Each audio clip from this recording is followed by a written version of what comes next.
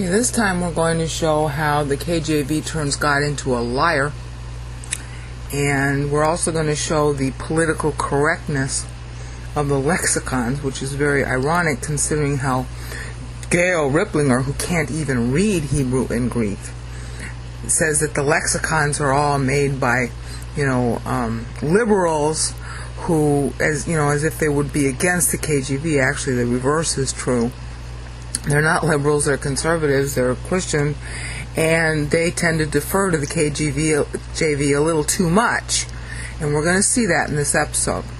But first we're going to start out with the KJV text itself and how God is turned into a liar by the KJV. We have to start up here to see this. We have to start up here in Genesis 2:22. Okay, this is God making Adam's wife from his rib.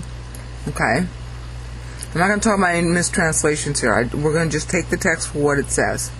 All right, and Adam says, "Oh, this bone of my bones," blah blah blah. Now look, therefore a man shall leave his father and mother and shall cleave. That's one of the mistranslations. It's actually a euphemism. It means have sex. Cleave to his wife, and they shall be one flesh. Okay? This is the verse I want to focus on.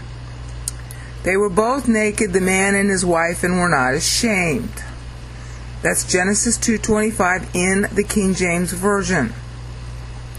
Now, it's also mistranslated slightly. In the Hebrew, there's a connotation of them knowing that they're naked. All right? And you know that even in the English, because how can they be ashamed of being naked if they didn't know they were naked?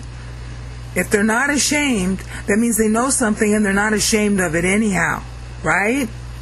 So you could argue very aptly, I suppose, well, it's not really mistranslated because they were not ashamed. You wouldn't even reference shame if they didn't know something. Okay, and they know that they're naked. Now, in the 1950s, the theologians had a lot of trouble with this verse, and they tried to say that Adam was really clothed with God's glory or some other kind of garbage. Okay, so in praise of the KJV here, KJV doesn't mince words. They were naked. That's exactly what the Hebrew text says. All right? But this isn't the focus of this video, so I'm not going to spend a lot of time on the exegesis here. What I just want you to notice is here's the word naked and here's the word not ashamed. So obviously they knew they were naked. You got that? Now here's a verse I want to focus on, which is the title of the video. Okay? Genesis 3:11. We're going to put it at the bottom of the screen because maybe yeah. Okay. See, here we go. Here's 2:25. They were naked and not ashamed, right? Okay, so then what do we have down here in Genesis 3:11? Whoops.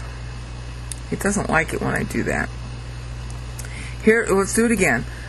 2:25. They were naked and not ashamed. Yeah. Because they knew they were naked, okay? There's nothing, the whole question of shame requires that you know something.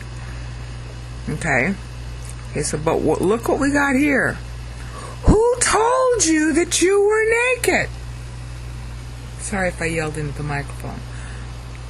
Genesis 3:11. God is talking. Who told you that you were naked? As if they didn't know. Now, that invalidates this verse, doesn't it? Or is God a liar? Did he hide the fact that they were naked from them? How could he do that if they were perfect? If they were perfect, they had a perfect knowledge. Okay? They weren't depraved, they had a perfect knowledge. Oh, but suddenly God is saying, oh, who told you that you were naked? As if they didn't know. Now, if you have half a brain, it should occur to you that one of these two verses is in error. One of the two. Either they knew or they didn't know. Okay, well, if they didn't know, then how come they're not ashamed? All right? And see, and then we got here, then the eyes of both of them were opened and they knew that they were naked. Oh, they didn't know here? Then how come they're not ashamed? something's wrong in 225 or 3:7 or 3:11. If you have half a brain, you know that. So let's now look at 3:11, because it's 3:11 that's the key to what's the story here. And it's mistranslated. Okay? Let's go here. The word that's mistranslated is right here in Hebrew. Let me see if I can pull up the lexicon. Okay? And just so you can see, it's Hebrew Nagad. And that's the word that's highlighted here. And here's a better lexicon. This is the Theological Workbook of the Old Testament. I have several Hebrew lexicons here, but I tend to like Tot best because it focuses more on the etymology sometimes. Okay. This right here is supposed to be the translation of Nagath, but it isn't. Okay? What they do, and this is where I'm getting into the political correctness of the lexicographers, is that if they see the King James Version use a certain translation, they tend to follow it in order to make nice with the KJV. Okay, but that's not what this word means. Okay?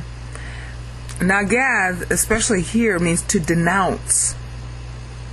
So what Christ is actually saying to the couple in the garden is, who denounced you for being naked? Not who told you. They knew they were naked, remember? Okay, that was 225. They knew that they were naked. Okay? They are, and they know they're naked. They have perfect knowledge. They know they're naked, okay?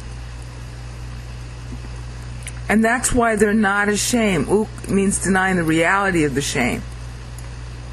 Okay? See, they were. Here's both of them. This is Hebrew now I'm going through. Naked. They'd seen all the naked animals. They knew what naked was. Okay? There's Adam. There's his wife. And they weren't, but they weren't. And then here's a shame. Disconcerted, disappointed, shamed. Okay? Now, when Adam sins, what does he do? He makes a loincloth. Alright? Apron is a euphemism for it, but it's not really a mistranslation if you know what it is. Okay? And there's the word in Hebrew. Okay, girdle is also a euphemism. Okay, it's to cover the private parts. Alright? So he's suddenly ashamed of his sexuality. And so what does he do? He thinks he's atoning for his sin by using fig leaves, very itchy things, and making himself a loincloth, and that, of course, for the wife too. So if we cover up our private parts, that will make us right with God. Alright? So the Lord then says to him in Genesis 3:11, who denounced you for being naked? In other words, who denounced you for having your private parts showing? They've been seeing it in the animals all that time. They weren't ashamed then. See? The sin nature is essentially religious. Okay, and the word here that's told isn't told. It's Hebrew Nagad. Where right here.